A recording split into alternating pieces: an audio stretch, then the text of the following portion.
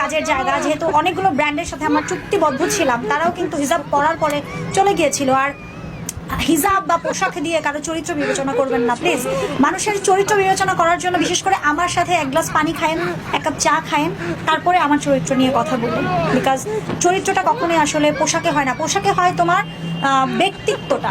আচ্ছা, আমি বুঝি না আপনারা এরকমটা কেন শুরু করে দিচ্ছেন। আপনারা কি আমাকে সোশ্যাল মিডিয়াতে থাকতে দিবেন না?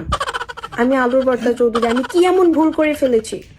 ওই সময়টায় দেখেন, আমার এর আগে 3টা-4টা বিয়ে হয়েছে। তারপর যখন রাসেল ভাইপারের সাথে আমার ঝামেলাটা হয়েছে, তখন মনে করেন যে আপনাদের থেকে সিম্পাথি পাওয়ার জন্য আমি হিজাব পড়েছিলাম, নয়তো আমি মামলাটা সফলভাবে জয়ী হইতে পারতাম না, আর রাসেল ভাইপারকে আমি জালে পাঠাইতে পারতাম না। তার জন্য আমি হিজাবটা পড়ছিলাম, ক্যারি করছিলাম। এখন আমার তো 5 নাম্বার বিয়ে করতে হবে, সো আমার হিজাব পরে থাকলে তো আমাকে কেউ পছন্দ করবে না, আর আমি কচি কচি ছেলে পাঠাইতে পারবো না। এই জন্য আমি আবার হিজাবটা ছেড়ে দিয়েছি। আপনারা কি চান না আমি 5 নাম্বার বিয়েটা করি?